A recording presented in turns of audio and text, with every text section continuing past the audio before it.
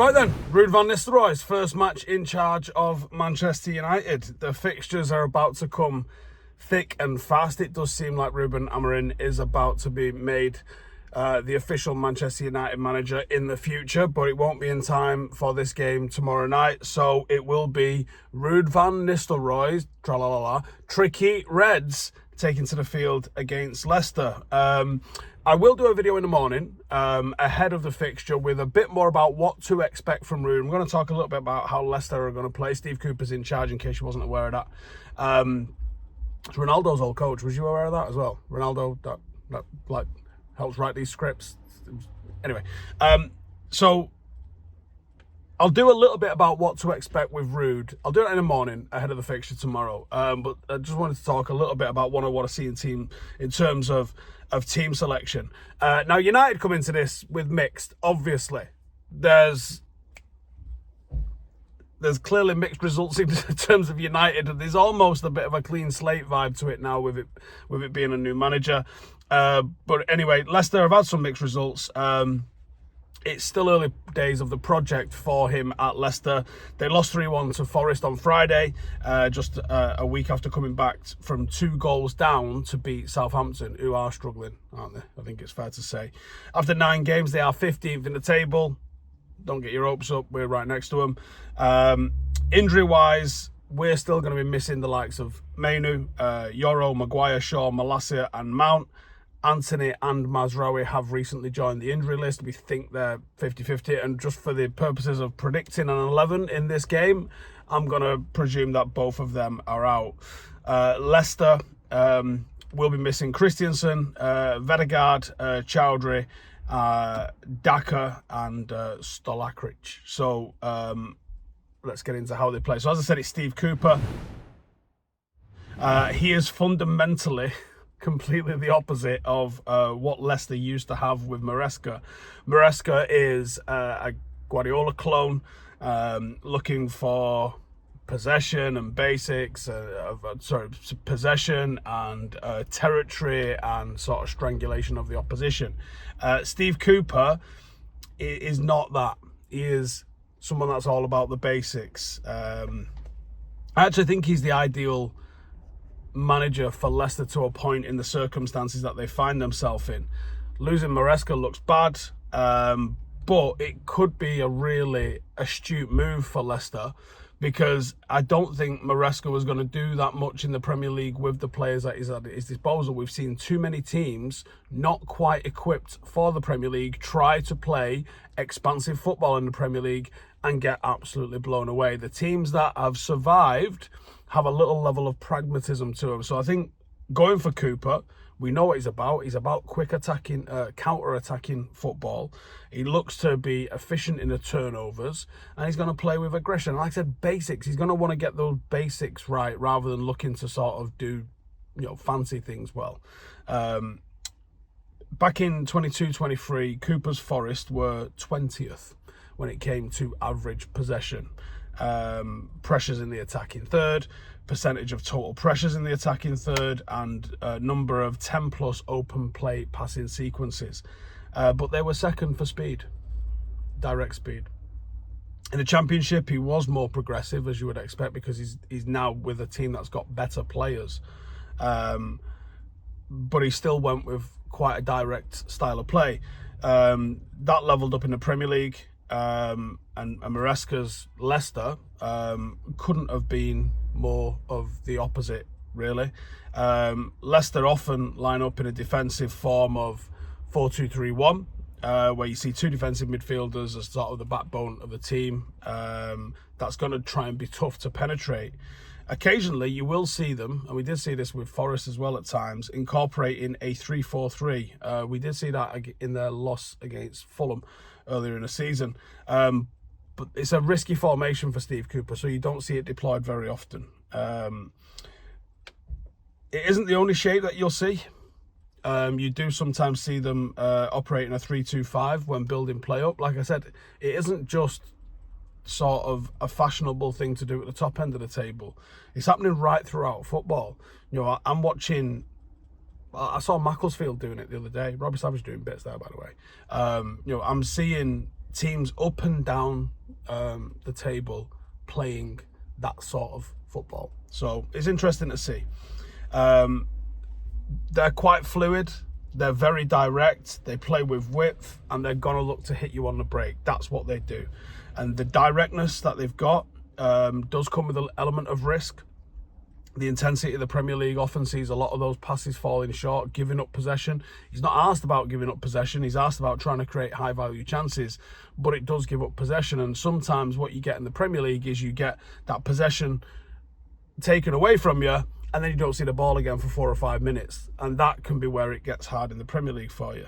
Most of Leicester's danger comes in the wide areas. Fatau is quite a tricky player on the counter. He's got to be one to watch. James Justin is a big handful for him from fullback area, but he gets forward. As I said, they like to fill all 5 zones across the pitch. He's going to be one that does that in the final third.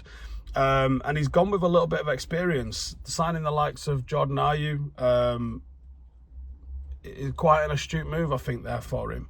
And then, of course, you've got Jamie Vardy. Somehow managed 18 goals last season in the Championship. And has started this season in similar sort of vein of forms. That he needs to be studied, honestly. He really does need to be studied. What a career he's had, by the way. You'll see them switching into a 4-4-2 quite often, especially while they haven't got the ball. And obviously the likes of Vestergaard, Coley, Cody, they've got experience, they've got nous, and they should carry them through games defensively, I think. In terms of star man, it's Jamie Vardy. He's an handful. And whether he starts or not, he is a problem. He's got 4 goals in 9 matches this season. Leicester's top scorer, literally the definition of a fox in a box. Totally comes alive, always finds himself on a score sheet. A nightmare to deal with. And in terms of the 11 that I would like to see, obviously I've got no idea in terms of what Ruud is going to bring, but it's the League Cup. I hope he plays it with the spirit of it being the League Cup. And what does that mean? It means give some opportunities to youngsters. Ruud isn't going to be one that benefits from this trophy if we get it. I'm pretty sure Amarin will be in charge. I actually don't give a shit if we're even in this competition, I'll be honest with you, because we got 0 credit. Ten Hag got 0 credit for winning it. So what's the point in trying to prioritise it? The league and the European competitions are where Manchester United have to put all of our faith. So let's use this as an opportunity to find out what a couple of youngsters are all about. And there's 2 in particular that I want to see in the starting 11. And you're going to go, starting 11's a bit giddy, innit? It's the League Cup. This is literally what Sir Alex used to do. And Ruud has listened to those sermons, right? He's been a member of the congregation while those sermons were happening. And I hope he treats them with the same level of respect that Sir Alex did, yeah? Which isn't go completely changed 11, it's to bring in 1 or 2 youngsters and see what they're about, especially in areas where you might be short of a man or 2 or a little bit of experience. So, Harry Amas, of course, not been seen this season, no idea why, desperately short at left back. Let's find out if this kid can be trusted in first team football or not. You've got literally nothing to lose. There is nobody else. With Mazraoui being injured, your options are bring Victor Lindelof in, who we know isn't good enough, and move Martinez to left back. Nah. You're going to have so much of the ball against Leicester because they're going to give you the ball. Let's get at them. Harry Amas, come on down. Left back. Crack on. Rest of the defence is very normal. We're not taking too many risks here. We're just giving this kid an opportunity at left back. So, Dalot, Martinez, De Ligt. Onana in that as well. We're not even throwing Tom Eaton in. You can throw Tom Eaton in if you want. Lovely fella. But I'll go with Onana. Keep as much as the same as possible. We're going with Ugarte because there will be some heavy transitional football that you got to deal with. So we're going with Ugarte in there, and we're going with Casemiro alongside him, sort of, because this is going to be a 3, not a 2 and a 1. And Jack Fletcher's in line for his debut because the kid's an absolute baller. So, a midfield 3. Casemiro, Jack Fletcher, Ugarte. Let's see what the guy's about. He's been absolutely hammering on the door for a debut. He's been on the bench. Let's find out. And then up front, Rashford, Højlund, Ahmad. Ahmad's got to play. Yeah, I didn't think Rashford deserved a start after last week, but I also don't want to burn Garnacho out. He needs rest as well. We've got to be smart with our players, so that's the forward line that I am going with. Please give me your thoughts on that in the comments below. And as always, this video is brought to you by Hollywoodbets, and we have an exciting betting opportunity for you guys for the EFL Cup fixture. And it features United, City and Chelsea, actually. So we are going with Ruud van Nistelrooy's Tricky Reds to beat Leicester. We're going with City to beat Tottenham. And we are going with Chelsea to beat Newcastle in what will be back-to-back victory because they beat them at weekend, didn't they? So that's been boosted from 6-5 to 8-1. I think that's got a real good chance of coming in, actually. So a £10 bet is going to win you £80 back. If you like that, then all you got to do is click the link in the description. If you're new to Hollywoodbets, you can create an account and take advantage of new customer offers. There's a link in the description for that as well.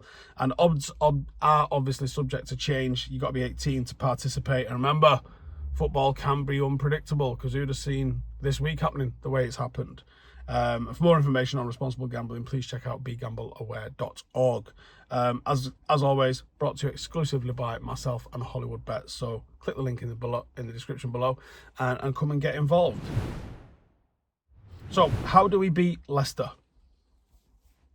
Intensity, a bit of a buzzword, but play with some intensity. They're not confident in possession.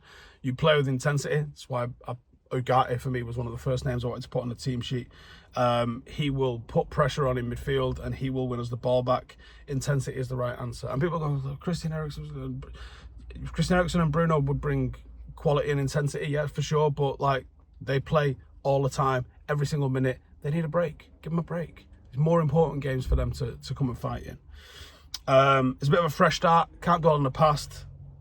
What didn't work with Ten Hag should have been identified. And Ruud obviously had some opinions on the sideline. Let's find out what he's about. Let's find out what his things he wanted to change are all about. And it's a bit of an audition for his next role here, because I don't know if he's getting kept on under Amorim. Does he know if he's getting kept on under Amorim? You know, Ruud wants to put on a big impression here. And if he sticks around, then obviously that's great. If he doesn't, he's going to want to leave himself in the best position possible for his next role. Exploit the fullbacks. Leicester's fullbacks do push forward, and that does leave space in behind. If you've got pace, you can get in behind them, no problem. The wingers can also end up out of position, especially on the left-hand side, so that can leave them completely exposed. Because Ahmad tends to sort of operate a little bit towards a half space and a little bit deeper, I would be looking to win possession and kind of aim it to the right if there's nobody there, or into the left if you want to go long and in behind. And actually, set plays. United are dog shit at set plays, but Leicester seemingly are worse. So they've been poor from set plays. I think Casemiro and De Ligt can be pretty fruitful from set plays if the delivery has been better than it has been, and I would like to see it. Listen, it's not a big game, but it suddenly just became a big game, didn't it? And I'm excited to go and check out Ruud van Nistelrooy's Tricky Reds, I'm going to be honest with you.